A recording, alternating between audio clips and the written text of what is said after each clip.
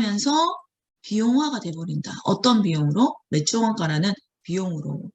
그러면 여러분들이 상품을 판매했을 때 두 개 분괴를 한꺼번에 지금까지 해왔습니까? 그렇지 않습니까?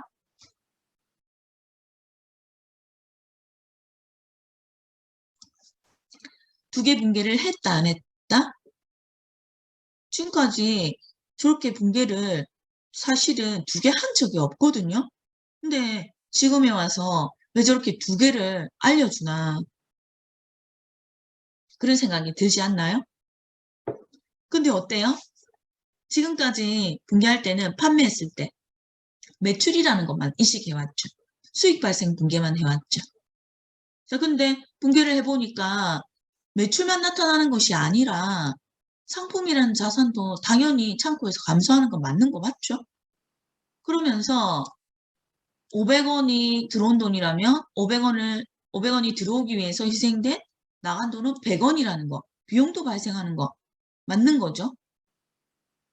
그래서 원래는 판매를 하게 되면 상품이나 제품은 원가라는 개념이 나타나기 때문에 이렇게 분괴가 두 개로 나타나야지가 맞는 겁니다. 자, 그래야 자, 여기 있는 매출이 있죠? 자, 매출이 손익계산서에 자, 이 매출 자, 매출이 이렇게 여기 500원 이렇게 나타나는 겁니다. 이렇게 표시해 줄 수 있는 거죠. 손익계산서를 작성할 때 제일 처음에 나타나는 것이 여기 매출액이거든요. 매출액 없으면 손익계산서 작성할 수가 없죠. 자, 그 다음에 매출액에다가 매출원가를 빼면 매출 총이익이 나오죠. 그러면 매출원가도 우리가 알아야지만 손익계산서 작성할 수 있다라는 얘기거든요. 자, 그러면 매출원가도 우리가 모르면 안 된다라고 할 수 있는 겁니다. 그래서 사실 매출액이 있으면 이거하고 대응되는 매출원가는 당연히 분괴가 되어야 되고 나타났어야 되는 것들인 거죠. 그래서 이렇게 이제 판매할 때마다 매출액과 매출원가를 동시에 분괴하는 방법이 이제 계속기록법이라는 것에 의해서 이렇게 두 개 분괴를 할 수 있습니다. 자, 근데 우리는 매출원가 분괴를 매출할 때마다 분괴를 계속 하게 되면 분괴하는 양이 어떻게 돼요? 굉장히 늘어나게 되겠죠. 1년 동안, 회계기간 동안 분괴할 때 어떤 분괴가 제일 많이 나타날까요?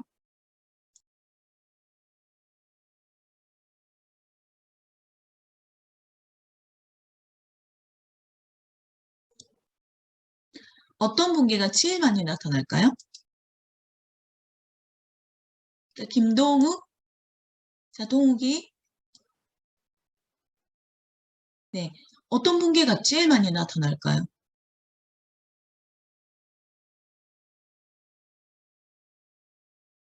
자, 생수를 판매해서 돈 버는 회사입니다.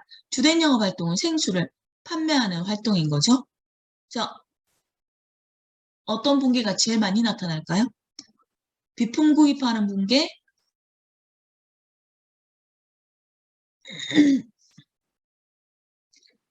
매입하는 분괴, 매출하는 분괴? 그렇죠. 매출, 판매하는 분괴입니다. 왜? 상품을 구입할 때는 좀 한꺼번에 구입을 해오죠. 뭐 단가를 좀 낮추기 위해서 뭐 여러 가지 경우는 있겠지만 그리고 한꺼번에 구입을 해서 창고에다가 판매하기 위해서 재고자산을 좀 쌓아둬야 언제든지 판매에 대응을 할 수 있지 않습니까? 그리고 단가도 대량 구매하면 낮출 수가 있고. 그래서 구매는 조금 한꺼번에 구입한다라는 그런 성격이 있는 것이고. 자, 판매는 원하는 매출자에게 판매하는 거죠. 매입자에게 판매하는 거죠. 자, 그렇다면 판매하는 분기가 제일 많이 나타나거든요. 하루에 비품을 구입하는 분기는 안 나타날 수도 있습니다. 몇 개월에 한 번 나타날 수도 있거든요. 토지를 구매하는 분기 1년에 한 번 안 나타날 수도 있습니다. 급여 지급하는 분기 한 달에 한 번 나타납니다. 근데 상품을 판매하는 분기는 하루에도 여러 번 많이 분기가 나타나겠죠. 근데 수익 발생, 비용 발생 분기를 판매 시마다 계속 두 개를 분개를 해야 된다고 한번 생각해 보세요. 그러면 분개해야 될 양이 2배로 늘어나게 되겠죠. 말이 2배지, 제일 많이 나타나는 거래를 2배로 분개한다라고 하면 일이 엄청 많아지는 겁니다. 자, 그래서 우리는 일단 수익 발생 분개만 해왔었습니다. 자, 그 이유가 뭐냐? 그러면 저번 주 우리가 배운 곳에 답이 있는 거죠. 자, 여기 보면 작년에 팔다가 남은 거 10만 원치이고 단기에 구입한 거 80만 원치 사가지고 왔고, 그러면 총 창고에서 팔 수 있는 금액은 90만 원입니다. 자, 어떻게 했냐 그러면 일단은 1월 1일부터 12월 30일까지 팔면서 매출 분개만 딱 해놓습니다. 수익 발생 분개 해뒀다가 기 말에 가서 창고에 가서 힘들지만 재고조사 한번 딱 하는 겁니다. 그러면 창고에 남아있는 거 빼고 판매 가능액 90만 원 중에서 창고에 남아있는 거 빼고는 다 창고에서 팔리고 나갔네, 팔려서 나갔네 라고 볼 수 있다라는 거죠. 그래서 팔린 것은 이거 원가거든요. 사가지고 온 금액입니다. 자, 분개할 때 자, 이 금액인 거죠. 상품 얼마, 상품 얼마? 계속 분개해서 쌓아놓은 것이 지금 이 판매 가능액이거든요. 이거 원가입니다. 원가. 이익이 붙여지지 않은 거죠. 그래서 자, 원가 90만 원 주고 사가지고 온 것을 재고를 확인해 보니까 30만 원 남아있네? 그러면 60만 원치 없어졌네? 없어진 것 팔렸다라고 할 수밖에 없는 거죠. 그러니 수익을 발생시키기 위해서 희생된 상품이라는 얘기입니다. 그래서 이 60만 원만큼은 기말에 가서 대변에 상품이 60만 원만큼 감소하면서 이제서야 기말에 매출 원가라는 것을 60만 원만큼 이렇게 분개를 해주는 겁니다. 기말에 가서. 자, 그러면 자, 보세요. 상품을 판매할 때 수익 발생 분개, 비용 발생 분개. 자, 매번 하는 게 좋다. 1번. 자, 기말에 가서 기말 재고를 파악하고 자, 팔린 게 얼마치냐. 자, 이걸 파악한 후에 기말의 분개를 딱 한번 해주는 게 좋다. 2번. 자, 1번이 좋다. 2번이 좋다. 채팅창에 한번 적어봅니다.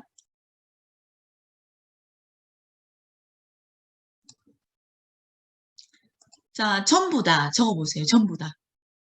분개를 매출 시마다 2개씩 계속 하는 방법이 좋다. 아니면 기말에 재고조사를 통해서 남아있는 것 빼고는 다 팔렸으니 자, 이 매출 원가를 구해서 기말에 딱 한 번만 이렇게 분개해 주는 게 좋다. 어떤 게 편하다? 그렇죠. 2번이 훨씬 편하죠. 훨씬 편합니다. 그래서 여러분들은 회계원리 배울 때 기말 상품 재고액을 조사해서 매출원가를 한 번만 기말에 수정분개로 딱 해주는 이 방법을 배워왔던 겁니다. 근데 이 방법이 적용되지 않는 것도 사실은 있거든요. 자, 그런 경우는 자, 어떤 경우냐 그러면 조금 이따가 이제 여러분들 배울 텐데 방금 기말에 가서 실제로 창고에 가서 재고조사해서 자, 남아있는 것 빼고는 다 팔렸다. 자, 보는 것은 대량 생산하고 대량 생산하는 제품이나 상품들은 보통 저가들이 많죠. 가격이 저가인 것들. 그래서 이런 것들에는 실질재고조사법이라고 합니다. 창고에 가서 실사하는 거. 실제로 재고조사하는 방법이다. 이거죠. 그래서 이 방법이 맞습니다. 근데 주문 생산이면서 뭐 선박 같은 거 이런 것들은 고가이지 않습니까? 그리고 그림 같은 경우에 가치가 높은 거 고가죠. 이런 것들 그 다음에 보석 같은 경우 희귀한 거 뭐 큰 다이아몬드 이런 것들은 고가이기 때문에 이런 것들은 실질재고조사법 쓰면 안 됩니다. 계속기록법을 써야죠. 계속기록법이 뭐냐? 판매 시마다 매출액과 매출원가를 대응시키는 방법입니다. 자, 그림이 그림이 100만 원짜리가 있고 10억짜리가 있습니다. 자, 그러면 이거 실질재고조사법 쓰면 당연히 안 되는 거죠. 자, 100만 원에 구입해서 얘를 1000만 원에 팔았다.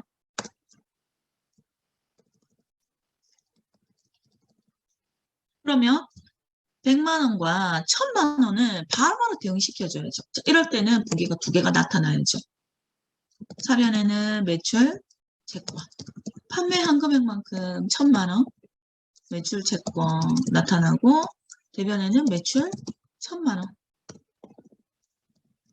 이렇게 분기가 되어야 되고 그 다음에 두 번째는 자 매출 1000만 원이 들어오기 위해서 희생된 거 있죠? 희생된 건 100원이죠. 자 그러니 대변에는 자, 그림을 화랑 같은 경우 그림을 팔아서 돈 버는 곳이다 라고 할 수 있죠. 자 그러니 그림을 팔면 상품 매출입니다. 상품 매출 금액은 상품이 감소하겠죠. 자 100원 100만 원 그리고 상품이 팔리는 순간 비용화 된다고 그랬죠. 뭘로? 매출원가라는 비용으로. 자, 이렇게 100만 원짜리를 1000만 원에 팔았다. 그러면 순수한 이익은 900만 원이 되겠죠. 물론 이제 다른 거 판관비 이런 거 다 빼고 자 이렇게 바로바로 대응시켜줘야 되는 겁니다. 자 10억짜리를 50억에 팔았다. 그러면 자 이때 분계는 매출 채권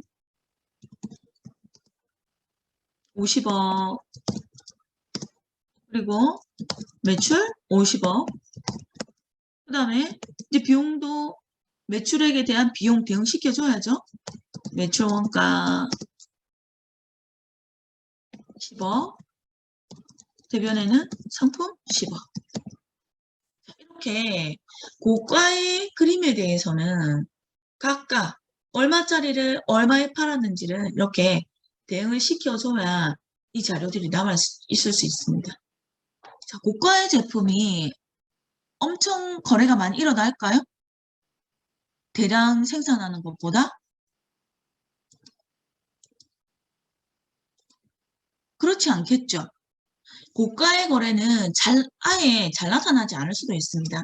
뭐 다이아몬드 같은 경우도 뭐 1000억짜리가 있습니다. 이건 뭐 1년, 2년, 3년 또 동안에도 거래가 안 나타날 수 있거든요. 주인만 나타나면 팔 수 있는 겁니다. 그러면 뭐 1000억짜리를 2000억에 팔았다. 그래도 두 배지 않습니까? 그러면 이런 고가의 제품들은 상품들은 바로바로 대응시켜줘야 되기 때문에 얼마짜리를 얼마에 팔았나 얼마 이익이 남았나 라는 것을 바로바로 대응시켜줘야 되고 그리고 고가의 제품들은 거래가 대량 생산보다는 흔하게 나타나지 않으니까 이렇게 바로바로 대응시켜줄 수 있는 수익 발생, 비용 발생 분계를 두 개씩 해도 불편하지 않다라는 얘기입니다. 근데 대량 생산하는 물품들을 이렇게 대응시켜줄 필요는 없다라는 거죠. 물건이 똑같은 거니까. 지금 그림 같은 경우는 그림이 완전히 가치가 다르지 않습니까? 이런 것들은 계속기록법 이것을 적용시켜줄 수밖에 없다라는 얘기입니다. 근데 대량 생산하는 것들은 꽃병을 만든다. 그러면 꽃병은 만들면 똑같은 모양 다 똑같은 거죠. 뭐. 그러니 대량 생산이고 저가일 때는 창고에 가서 기말 재고만 조사해서 남아있는 거 기말 재고고 없어진 건 팔린 거 매출원가 이렇게 이제 볼 수도 있기 때문에 그래서 매출했을 때 수익 발생 분기만 해도 상관없다라는 얘기입니다.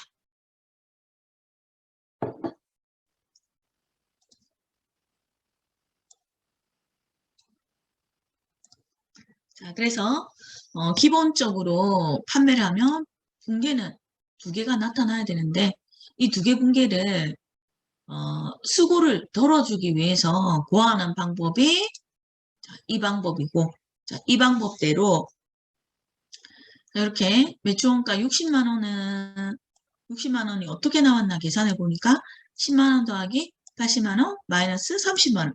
돈이 나왔다.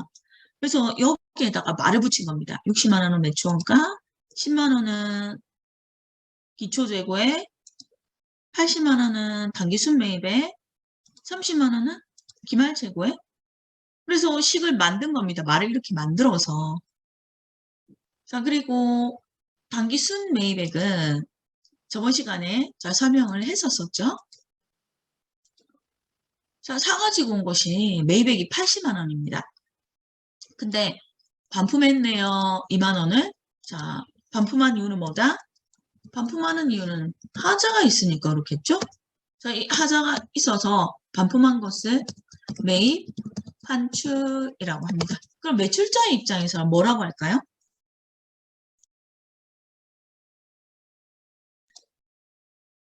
자, 반대로 반대말을 한번 생각해 보세요. 매입의 반대는? 매입의 반대는? 예, 매출. 환출의 반대는? 되돌리는 한자고 출자로 나갈 출.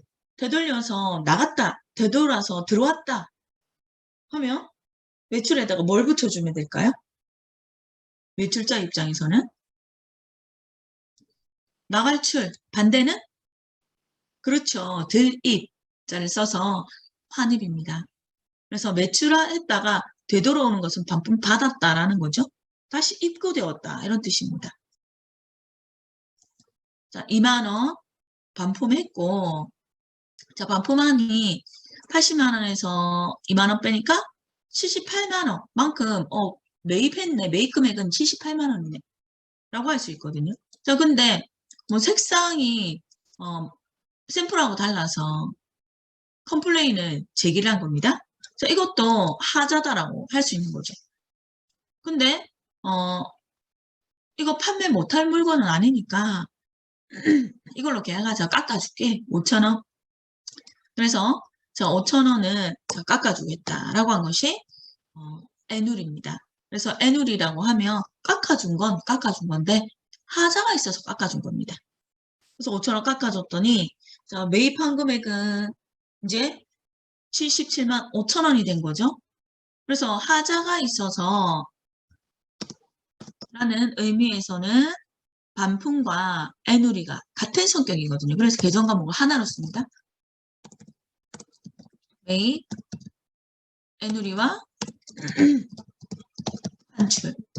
이렇게 하나의 계정 과목을 씁니다. 매입 애누리와 환출은 25,000원이네요. 그러면 자, 그 다음에 매입했다가 할인받는 경우가 있는데 이것도 깎아주는 겁니다. 근데 이건 조기 대금 결제. 자, 한 달 있다가 대금 결제 조건이 한 달 후에 돈을 갚기로 한 겁니다. 근데 상대방이 은행 이자율은 1%인데 일주일 이내에 빨리 대금을 결제해주면 5% 깎아주겠대요. 근데 우리 회사는 지금 자금의 여력이 있습니다. 그러면 여러분들은 빨리 돈 매입 채무 갚을래요? 그냥 한 달 있다가 갚을래요? 일주일 전에 갚을래요? 한 달 있다가 갚을래요? 빨리 갚아야죠? 은행 이자율은 1%밖에 안 되는데 은행에 넣어 저축해둬도 1%밖에 안 되는데 5%는 깎아준다라고 하지 않습니까? 그러니 빨리 갚아야죠. 자, 그래서 이럴 때 할인해 주는 것을 깎아주는 것을 할인이다라고 하는 겁니다. 우리 자동차세 여러분들은 이제 자동차세 안 내봤겠죠? 자동차세는 6월달, 12월달 자, 두 번에 걸쳐서 세금을 납부를 해야 되거든요. 그래서 6월달에 1년에 대한 반 납부하고 그다음에 12월달에 반 6개월에 대한 반 납부하고 해야 됩니다. 근데 1월 1일에서 12월 1월 1일에서 1월 31일 사이에 1년치를 한꺼번에 자동차세를 납부를 하면 10%를 할인을 해준대요. 자동차세를. 그럼 여러분들은 자동차세, 선납, 미리 자 땡겨서 납부해야 됩니까? 6월달, 12월달 납부해야 됩니까? 여유자금 있다라고 봤을 때 어떻게 해야 됩니까? 그렇죠. 미리 납부해야죠. 지금 은행 이자율이 한 1.5에서 2% 정도 될 것 같아요. 여러분들은 이제 청소년, 뭐 예금, 적금 네, 이런 것들은 특이하게 이자를 좀 많이 주는 그런 상품들이 있는데 이건 흔한 건 아니거든요. 일반인들에게는 한 2% 정도 될 것 같아요.